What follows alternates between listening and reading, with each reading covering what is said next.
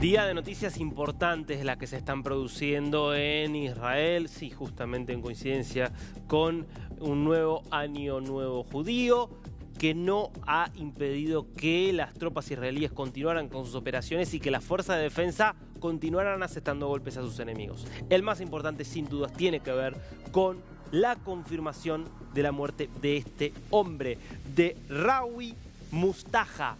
Estamos hablando de quien era el jefe de gobierno de hecho de la Franja de Gaza. Vemos acá justamente lo que publicaba la Fuerza de Defensa de Israel confirmando su muerte.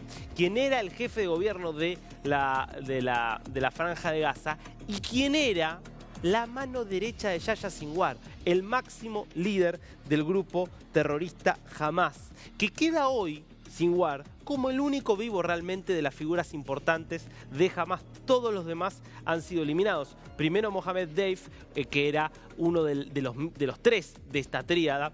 Y después, por supuesto, quien era el máximo jefe, el jefe del buró político Ismael Haniyeh, asesinado en una operación realizada en Teherán, cuando estaba allí de visita para asistir a la jura del presidente Pezeshkian.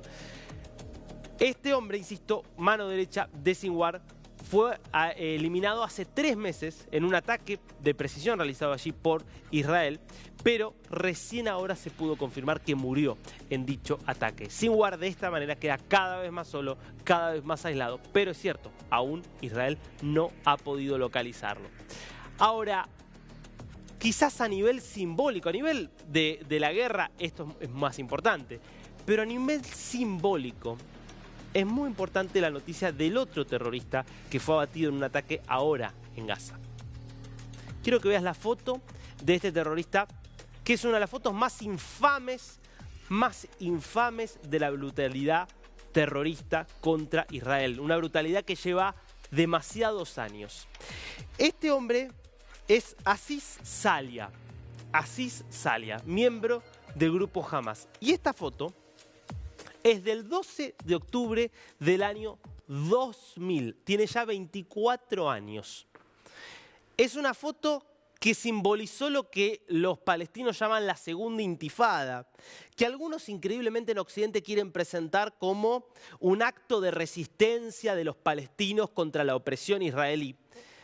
Pero explícame cómo un acto de resistencia contra la opresión puede tener esta imagen como símbolo. La imagen de este terrorista con sus manos cubiertas de la sangre de 2 reservistas que habían sido detenidos por la policía en Ramallah, la policía de la Autoridad Nacional Palestina en Ramallah, que estaban en una comisaría en Ramallah y que una turba, entre ellos Aziz, había linchado. Y este hombre, después de haber asesinado a los 2 israelíes, insisto, reservistas, de haberse llenado las manos de sangre, salió a la puerta, a la ventana de la comisaría y mostró orgulloso cómo tenía las manos cubiertas de sangre judía. Y vos podés ver las imágenes, ¿no? Vamos a la imagen de más lejos. Lo celebraban, ¿eh? Lo celebraban como un héroe porque tenía sangre judía. Cuando se habla de este conflicto sin entender el profundo odio contra el pueblo judío en lamentablemente gran parte de la población palestina, no se puede entender qué es lo que pasa y no se puede entender por qué es tan utópico hablar hoy de paz. Esta es la realidad. Tenía las manos cubiertas de sangre judía y lo celebraban. Lamentablemente muchos, eran muy poquitos los que no lo celebraban. Bueno, él había sido arrestado, después de haber sido arrestado, en 2011 fue liberado en el marco de un intercambio de prisioneros, cuando fue liberado en el intercambio de prisioneros, continuó en Gaza trabajando como terrorista para Hamas, fue abatido en un ataque que tiene un altísimo poder simbólico y que explica por qué Israel hoy tiene que entrar al Líbano. ¿Por qué Hezbollah, sabiendo que tiene mucho para perder en una guerra con Israel, sin embargo decide seguir atacando, lanzando cohetes contra Israel, porque en el fondo lo que hay es eso, es odio. ¿Qué está pasando hoy en el frente justamente de batalla entre Israel y Hezbollah? Bueno, quiero que lo entendamos rápidamente, algo lo explicábamos ayer. Los puntos rojos son los pueblos que están ubicados. Esto es obviamente desde esta línea para abajo es Israel. Este es el río Litani, que marca una frontera importantísima dentro del Líbano. Y estos son los pueblos que Israel ha pedido que sean evacuados, porque el objetivo es ir hacia allí. Ya está avanzando en dirección hacia ellos, vamos a ir viendo algunas imágenes justamente, avanzando con tanques, avanzando con miembros de la División 98, en enfrentamientos que en muchos casos son cuerpo a cuerpo. Hay 8 soldados israelíes que murieron por las balas de los terroristas de Hezbollah. Hay por lo menos 60 terroristas de Hezbollah que han caído. Ahora, el objetivo de Israel, que se entienda, y volvamos un momento al mapa, el objetivo de Israel es que toda esta zona quede liberada, sin presencia de Hezbollah. Por eso no solo está empujando a los terroristas de Hezbollah en enfrentamientos, sino que además destruyendo por lo menos 200 blancos desde donde cuales se disparaba cohetes. Ahora, para hacer que se vayan por encima del río Litani, que es este que ves por acá, ya ha decidido incluso empezar a evacuar pueblos que están de este lado del río para garantizar, es decir, para garantizar la liberación de toda esta zona. Israel quiere avanzar un poquitito más hacia allá para tener después garantías de en una eventual negociación lograr que esta zona quede despejada de terroristas. Mientras tanto, insisto, continúan los ataques, también ataques aéreos contra Beirut, ataques aéreos en los cuales se buscan miembros de la dirigencia de Hezbollah, que por supuesto también ha respondido con sus ataques. Estas son algunas imágenes de lo que fueron los ataques de la noche en la capital libanesa, siempre con el objetivo de abatir a algunos de los jefes terroristas de Hezbollah, y también hubo ataques nuevamente sobre Tel Aviv.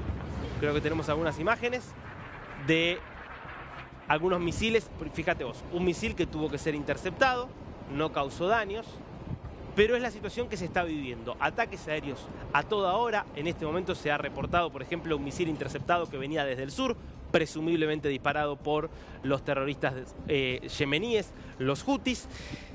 Y también la necesidad entonces de Israel de sostener la ofensiva terrestre con ataques aéreos. Ahora, lo que todo el mundo está esperando es ¿y qué va a pasar con Irán? Dábamos el número del día, el 68% de los israelíes apoyando un ataque directo contra Irán. Ahora, ¿qué piensa Estados Unidos de esto? ¿Qué piensa Estados Unidos de esto? Porque algunos dicen el ataque debería ser coordinado con Estados Unidos, otros dicen, pero la verdad que está demasiado débil está hoy la posición estadounidense frente a Irán, demasiado tolerante. Bueno, a muchos dejó con gusto a poco la respuesta de Joe Biden cuando le preguntaron si apoyaría un ataque israelí, por ejemplo, contra la infraestructura de desarrollo nuclear de Irán. Escúchalo. Sir, can I ask you what is your support an attack on Iran's nuclear sites by Israel? The answer is no, I think there's things. We'll be discussing with the Israelis what they're going to do, but all 7 of us agree that they have a right to respond, that they should respond in force.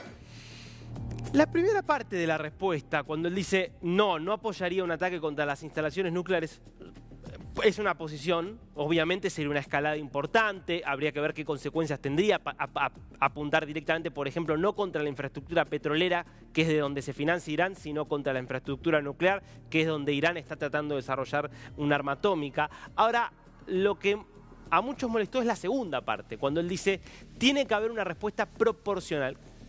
¿Qué sería una respuesta proporcional? Irán lo que hizo fue disparar 181 misiles contra todo el territorio israelí.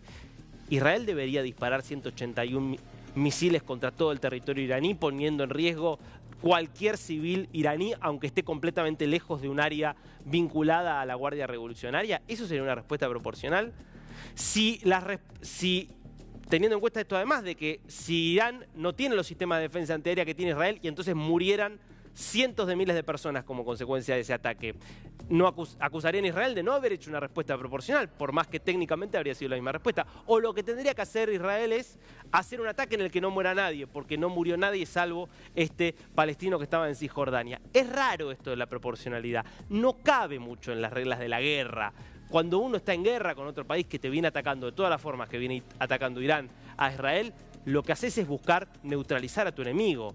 No se trata de proporcionalidad, como si fuera el castigo que aplica un país contra un criminal que vulnera la ley. Son otras las reglas de la guerra y Biden lo sabe con toda la experiencia que tiene, pero bueno, pareciera que esto va en línea con una posición que ha sido fallida respecto de Irán. Lo reconocía el propio Tim Walz, candidato a vicepresidente de Kamala Harris. Hoy Irán está más cerca que nunca de tener un arma nuclear. Bueno, eso ocurrió bajo la gestión Biden y sobre todo tras el fracaso de lo que fue el intento de Biden de negociar con Irán. ¿Se puede negociar con gente que, por ejemplo, avala lo que hacía este joven con las dos manos así?